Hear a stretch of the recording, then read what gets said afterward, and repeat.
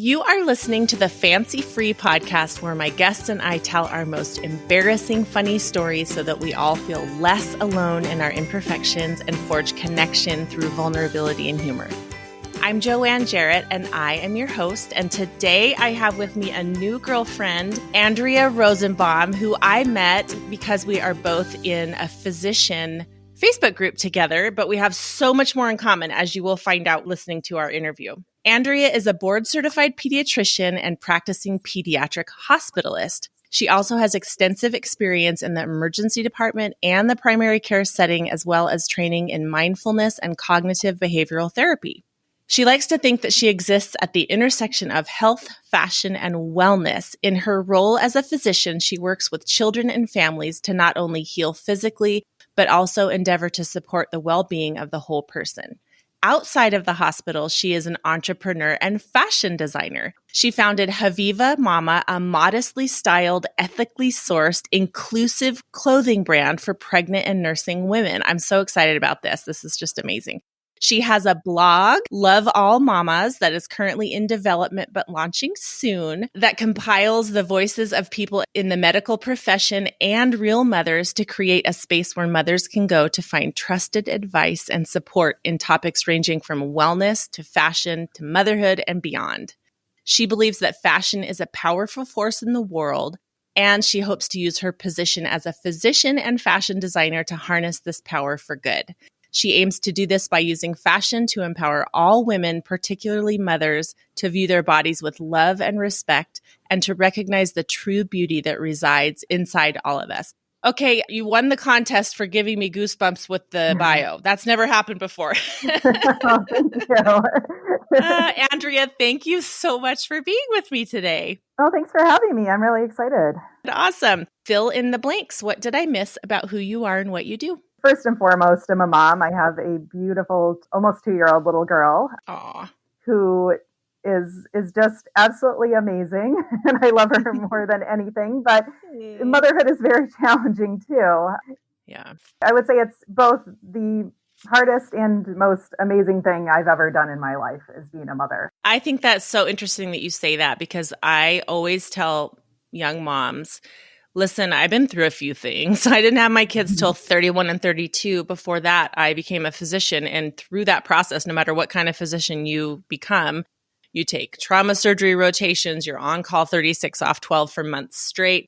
I am telling you, being a mom is harder than any of that. Do you find that to be true too?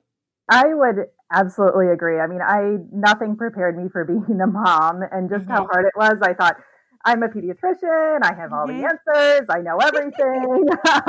This will be easy. It'll be great. Who is more prepared than I am? Right. And so I had a difficult pregnancy, and then I wouldn't say difficult. I think my mom course was pretty normal, but it is really, really hard. And what I realized was that there's just so much that you're not prepared for and that people don't tell you. And honestly, one of the reasons why I'm trying to do what I'm doing in terms of creating a community and getting messages out there is that I really, really, really want moms to see they are not alone, that everyone struggles, and it's okay. It's normal, and to try and normalize that, and also to create a community of support. I feel like I was so lucky because when I had questions, I had 5 pediatrician friends that I could text and ask, or like my OB friend from medical school, or or the lactation consultant who I shared an office with 3 days a week. Oh my gosh, amazing.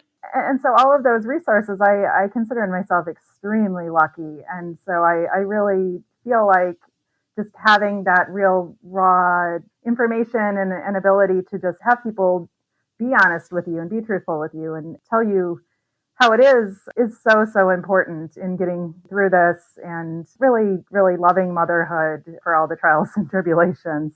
So you're trying to gather a meeting place online where you can provide support on a large scale that you found in your little community of doc. That's amazing. I love that. And I think our missions somewhat dovetail not only because we both have an interest in fashion and we're both physicians, but because we want women to know they're not alone. We're in this a little bit of a special position because if anyone was supposed to be prepared for motherhood, it was us, right? And yet still it blew me over so viciously. I know.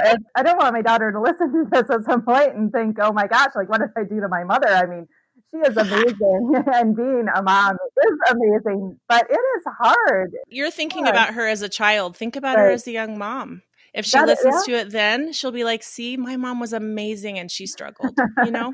That is true. I think it helps. You see these women who look like they have it all together. And I mean, I know like some of my friends, I just look at them in clinic, they are absolute rock stars. They're in the hospital. They are just doing these amazing things. And then I could sit down with them and they would tell me these stories about their kids and the things that they worry about, their fears, and how they would question themselves and second guess. And you realize like, wow, you can hold both of those things together. Absolutely. Yes. Like my tagline at the end of every episode, no one is as fancy as they look. Right, exactly. We're all, even when we're in our white coats with our hair all done and like running the trauma surgery or whatever is happening, you're still like on the inside. Look carefully at our feet. We just may have one black shoe on and one navy shoe on. Exactly right. I've definitely gone in the hospital with my socks not matching. We're going to run that code flawlessly, but we may have bedhead, right? Exactly. You're running a code, but you're doing it with your mom bun intact.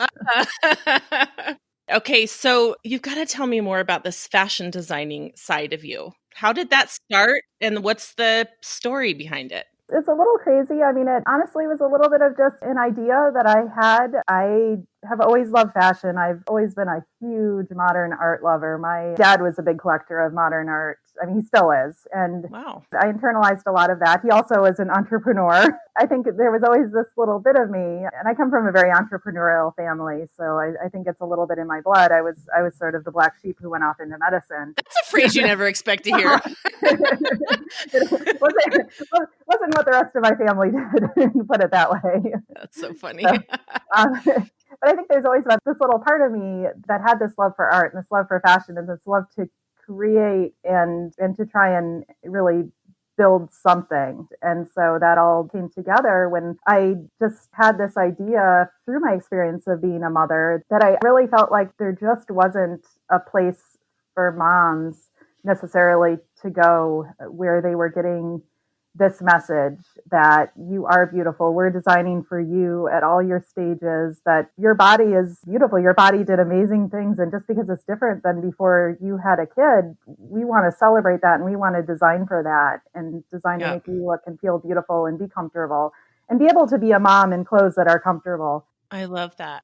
I really, really feel that fashion is just such a huge in the world and in women's lives and how women look at themselves. And so part of running a fashion brand is I just love fashion and I love designing clothes, but I also see it as a vehicle to take the message of fashion and to use the power of the fashion industry to try and change a message and try and get a message of inclusivity and love for your body out there that women maybe aren't hearing all the time from other fashion brands. Yep. So we need to honor and embrace every stage and phase, right, that our bodies and lives go through.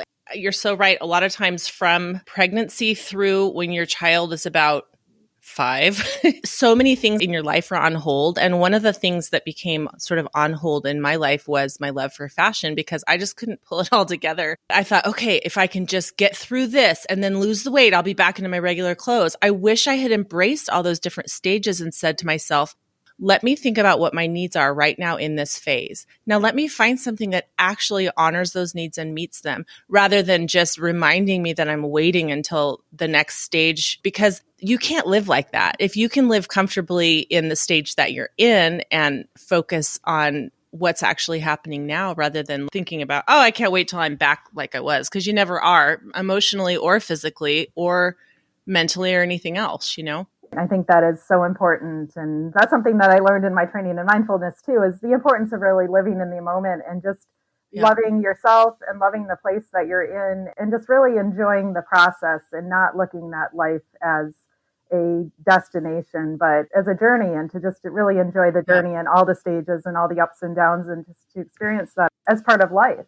There are so many changes in different stages, and to just really experience and love them all, I think is a mind shift that can really be healthy for people. Yeah, for sure. And I love that not only are you providing the clothing that might help people move through, but if somebody doesn't have the means, then you're also providing this platform whereby they feel supported and honored in other ways. So that's really awesome. Thank you. Well, and I will say that a lot of our clothes do transition from pregnancy to nursing. So you can wear the same dress, the same pants, the same top when you're pregnant and when you're nursing.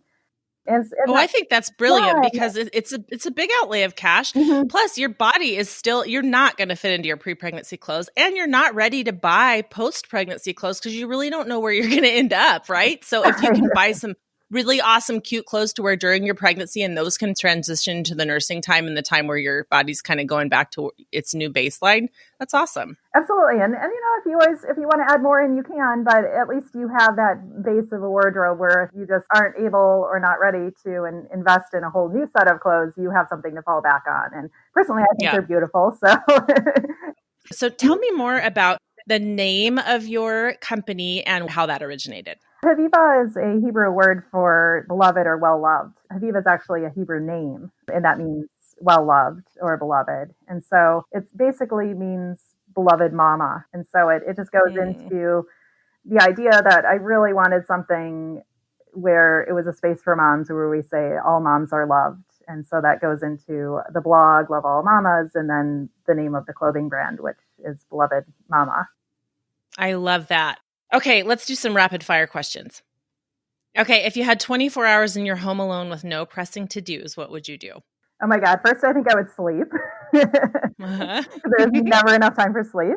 And then I would read. I love to read. And I would just so love to have a few hours where I have nothing on my plate, where I can just dig into a great book and just lose myself in it. That's probably one of my favorite things in the world to do. I love it as well. And I don't make as much time for it as I should. What's your favorite book of the last couple of years? I've just started reading about that. One of my relatives just wrote, which I'm enjoying very much, called A Wife in Bangkok, a novel about a woman who follows her husband, who's working for an oil company, to Bangkok from a small town, and basically all of the challenges in that transition. That sounds really good. Okay, if you could rename yourself, what would you pick? So I actually did rename myself. Really? Yeah, so as part of my conversion, you choose a Hebrew name. So I got to choose my own name, which was really cool and interesting when you get to make that decision yourself. I gave myself a first and a middle name. So my first name is Adina, which means gentle. And my middle name is Gila, which means joy. My middle name is Joyce, which comes from joy. And so then I kept the same meaning for my Hebrew middle name. Adina and Andrea are fairly similar, and I really like the meaning of Adina, just being gentle and calm, and I think that sums me up very, very well in terms of my personality and my goal for myself. Awesome. So does your husband call you Andrea or Adina? Oh, it's Andrea. So the Adina Gila would just be used in Hebrew prayers, or sort of coming before God. Ceremonial and religious. How interesting. Yeah. Wow. This episode is brought to you by Shelfie Shop. Shelfies are loungewear that feel like pajamas, look like streetwear, and every outfit has a cozy, soft shelf bra for some support, coverage, and separation without adding bulk.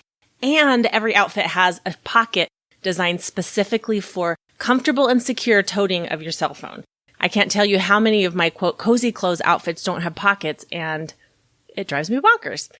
So I designed my dream loungewear that I could never quite find. It's been 3 years in the making. You guys, this stuff is flying off the shelves. It is so much fun. I've been able to order another batch of the first collection. It will be here in a few weeks, and you'll have to get it before it's gone because these are small batch limited edition collections. And once they are gone and I move on to the next collection, they will never be reproduced, although each collection will have the consistent elements of Shelfies with the shelf bra and the phone pocket and the luxurious fabric and the element of being like street legal pajamas. Use the code FANCYFREE at shelfieshop.com for free shipping, SHELFIESHOPPE.com. Definitely go check it out and stay cozy.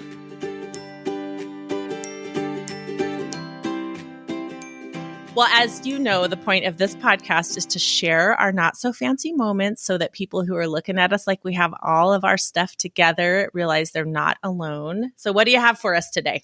I think one of the things with my fashion brand is my working with moms. And so this came in really handy. I was on a Zoom call with my designer and pattern maker, and the call was running a little bit long, and my husband and daughter came in, and my daughter ran up and Zoom bombed and just started making the kind, I don't want to embarrass her in posterity, so I won't say what she was saying, but in only 2-year-old fashion, she just said some things that probably were not what I would have hoped that she would have said in a business call. But of course, they were both moms and have young children, and it was totally fine. So it just really cemented for me how wonderful it is to work with other moms who get it. Oh, that's awesome. It probably reinvigorated them with a little bit of humor and like, oh, I'm not the only one having a child climbing at my back while I'm trying to work. I hope so, especially with COVID where kids are working from home. I've told everyone I work with, if I can hear your kids in the background, it is not a problem at all. It makes me happy that you can do your work and be there for your kids.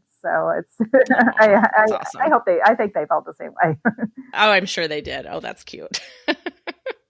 What else have you got? When I was in high school, I was walking down the sidewalk with a bunch of friends, and this was my freshman year, and so the varsity football team was out playing on the football field, and the sidewalk was running right along the field, and I was so excited because a couple of the football players came running over to the fence to say hi to us, and so we're trying to be super cool and chatting with them while we're still walking, trying not to seem too interested in them. And bam, I ran right into a telephone pole that was, for whatever reason, there's a telephone pole right in the middle of the sidewalk. Oh my gosh, that's terrible. You poor thing. Literally, right in front of the entire varsity football team that happened. I have got questions. Okay. Number one, how'd you play that off? Did they laugh or pretend they didn't notice? Number two, did it leave a mark? It didn't leave a mark, thankfully. I honestly, I can't even remember. I think I was just so mortified that I blocked the whole episode after that point. I know you're like, your guess is as good as mine. No clue how that went down afterwards. I know that I didn't run away crying. I think I went back and just kept talking with them, so I must have somehow been able to shake it off. But I don't remember anyone making fun of me about it in the future. So. Oh, good. You had nice people around you. So they either felt so bad for me that they weren't going to say anything, or they didn't care. I don't know. Oh. That's probably a scene that you played over in your head a few times, though, as you were growing up. Yeah, it wasn't one of my finer moments, but I survived. Oh, my gosh. I didn't tell the tale. Poor teenage Andrea. I know. I'm still a klutz, though, so it's I'm used to it. I just kind of get up and roll with it. I've actually, to the point where I found myself, my daughter, when she's running, she'll fall, and I just tell her, stand up, wipe your hands off, dust yourself off, and just keep right on running. And so then she was running, and she fell, and she looks at me and she goes, stand up, dust yourself off, and keep running. And I was I love it. So cute. So yeah, that was ingrained early in me, I guess. And now it's passed along to her. That was useful in your mothering and in your personal development. I think so. Yeah, I've had to do that more than a few times myself. It's a skill, definitely. All right, tell me about your recital. Oh my gosh, sort of a funny factoid about myself. I play the fiddle. I picked this up as an adult, though, so I am terrible. I'm probably somewhere between dying cat yowling and beginner is, I think, where I would fall. I've been told on more than one occasion that I do not have any sense of tone. Oh, no. Which is kind of a problem when you're trying to play a fiddle, which is I don't know if everyone knows, is just a fancy name for a violin. It's a labor of love, and it's nothing that I do for anyone but myself. I actually have been told I'm not supposed to practice when anyone else is in the house. I was wondering about that. It disturbs the other inhabitants. But one of the requirements of my fiddle instructor is that everyone, even the adult students, have to do a recital. And so because we are fiddlers and not violinists, instead of doing the recital in a concert hall, he would have us do it on the stage in a bar. Oh, fun. Yeah, but then you're up there trying to play your fiddle in an active bar where there are people in the bar that get their drinks and their food, heckling you and saying, "I paid $5 for this beer. Stop hurting my ears." Thankfully, I think that people were warned that there was going to be a recital going on. And people are very kind, but it was not a private venue with all the other students. It wasn't just a room full of people who love you or love somebody else who's going to be on stage soon. No, it was a very public venue with people who were not there to watch beginning fiddle players do a recital. And the really sad thing is that 3/4 of his students are children, and some of them are really good. And so I had to go up after like a 5-year-old who just blew it out. It's just one of those things where you just can't take yourself too seriously, and you know what? I'm doing this because I want to do it, and like I can't be good at everything. Exactly. Yes, and we don't have to pretend we're good at everything we try. We don't have to hide the things that we're not good at. If we're enjoying them, then that's probably a really great public service to put it out there. You probably made that 5-year-old feel like a superstar. I'm sure I did. He's like, I am so much better than that lady. I know. I think it's great. You know, I think people should definitely do what they love and not worry about being successful and everything. Just have fun. Yeah. Okay. So I have another question. Do you sleep? Because you're a full-time pediatrician, you have a 2-year-old, you have a fashion line, and you take fiddling lessons. I try, but probably not as much as I should. But I mean, I think this is one of these important things too, is that, you know, I don't do this without a lot of help. And so, you know, I think that that's another thing that I don't think people like to admit that they get help. And I think that does a disservice to moms who are struggling, who look and say, I need to do it all. And you can't. It's not possible to do it all. You're going to burn yourself out, and you just can't do it. And so I really do try and prioritize too on the things that are the things that I need to do and only I can do, and the things I can outsource. In the past couple of months, I've outsourced all my cooking, which has been amazing. I don't clean my own house. Awesome. I am terrible at cleaning and I hate doing it. I'm really bad at it too. Yeah. It takes so long and I'm bad at it. I'm like, what the heck? And I think everyone has their things that they're good at and they enjoy doing. And so it's kind of a different value proposition for everyone. But I am very busy, but I have to have other women come in and help me. Oh my gosh. I'm so glad you said that. Just even if you didn't have the resources to hire somebody, you could always Skillshare with somebody. Get together with another mom and say, okay, if I come over and help you scrub your floors, will you come over and help me fold my laundry or something, you know, because we all need help. Right. That's a great idea. Or I'll watch your kid for 2 hours so that you can get stuff done around the house, and then you watch my kid for 2 hours and it just gives the space that we need. Absolutely. Oh my gosh. Thank you so much for telling me those stories. You gave me a good laugh. Oh, thank you. So fun. Tell me about the mikvah. The mikvah is a ritual bath that Jewish women go into for various different reasons. Religious women will go in the mikvah before the Sabbath, and then at different life events after you've passed a period, post-pregnancy. There's other reasons to do it too, but the reason that I was in the mikvah was because I had converted to Judaism, and it was a long process for me to get there. It was about a 10-year process to get to the point where I was ready to convert. Never because I was not committed to it, but I think, and you can understand this, I think it was like my type A personality where I felt like things were never perfect enough. I never had enough of my ducks in a row to actually... Yes. If I can't do it perfectly, I should wait. I didn't know enough prayers. My kitchen wasn't kosher enough. We weren't observant enough in the holidays. So there was always something that kind of pushed me back. And finally, it got urgent because I was 8 months pregnant, and we really wanted my daughter to be born Jewish. And the way to do that would be to have the conversion done before she was born. And I had a discussion with my rabbi, and it was probably some of the best advice I've ever gotten in my life. Is he said, look, your conversion to Judaism, look at it as a journey, not as a destination. That that you can always grow and always improve. And this is one step on the journey, that it's okay to do it now, even if you don't feel like everything's perfect. And I think that was just such great advice for the conversion, but just life in general. Sometimes you just have to do it and recognize that you can continue to improve on things as you move forward. But the end result of all of those delays were that I was 8 months pregnant. And when you go in the mikvah, there's some requirements. And so you have to be completely naked. You can't have anything, not even a hair tie, no jewelry.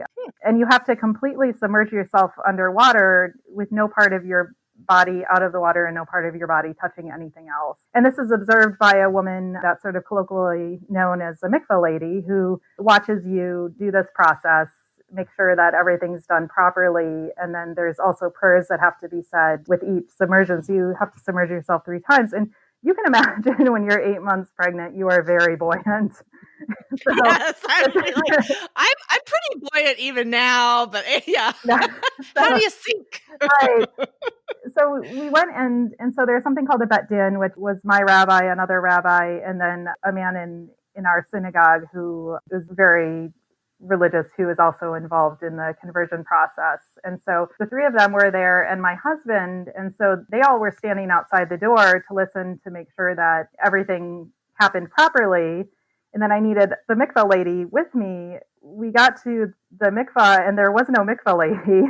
Oh, dear. Thankfully, my relative, Iris, had been a mentor to me and teacher to me, along with sort of the Jewish mother I never had in just teaching me all of the traditions, was there. And so she volunteered to be my mikvah lady. So I'm 8 months pregnant with my relative, who I absolutely love and adore. And honestly, it was so perfect because she played such a meaningful role in it for her to be there for me. She was highly qualified for it. It was just more the issue that I had to parade around at 8 months pregnant, completely naked in front of my relative, which is fine. I'm not super modest in front of other women. I got in the mikvah and just had the hardest time getting fully submerged under the water. And I just kept sputtering, and I'd come up and finally I would submerge myself, but I'd sort of inhaled water and then I had to try and say these prayers, and I'm kind of sputtering and trying to get the prayers out. And eventually I got through it.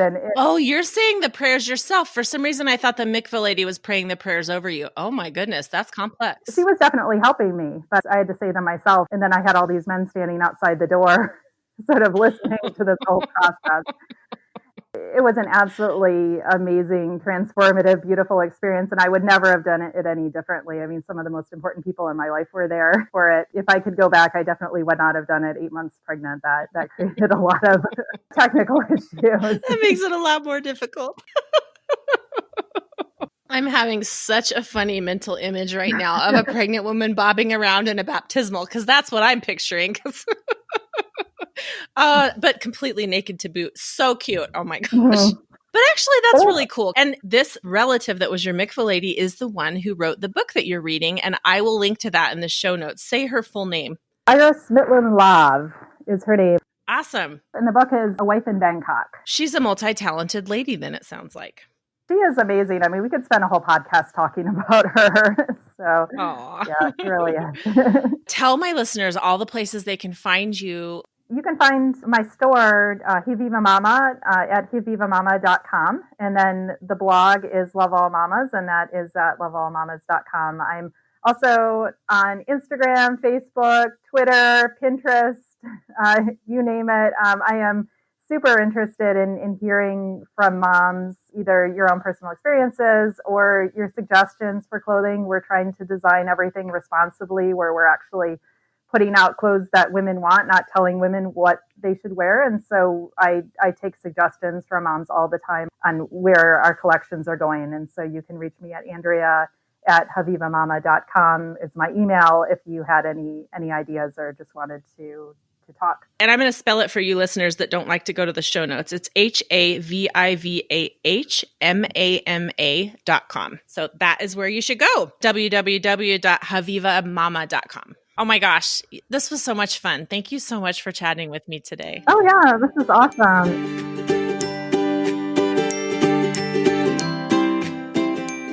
Thank you so much for listening to the Fancy Free Podcast this week. Make sure to check out the show notes for today's episode at fancyfreepodcast.com for all the links we discuss in the episode. We have some really fun, not really bonus episodes, but just episodes that I'm going to squeeze in on a Wednesday or a Thursday in the next couple of weeks. So don't miss those. Click the subscribe button so that all the new episodes pop into your feed each week. If you have a story to tell, email me at notfancy@fancyfreepodcast.com. And I would love it if you would follow the Fancy Free Podcast on Instagram and also Shelfie Shop Cozy Clothes on Instagram. I have opened my women's loungewear shop online. It has had an amazing response. We are almost sold out of certain styles and colors, and we will be receiving a restock batch in about 6 to 8 weeks. But every item does have a email me when this item is back in stock button. So go over to shelfieshop.com. That's ShelfieShop.com and let me know which items that you want. If they're in stock, snatch them up. And if they're not in stock, click the button so that you can be notified as soon as we receive more. And if you want more connection, laughter, and sharing, join us in the Fancy Free Facebook group. It is our own little private slice of the internet. We have so much fun over there. Have a wonderful week, and remember, no one is as fancy as they look.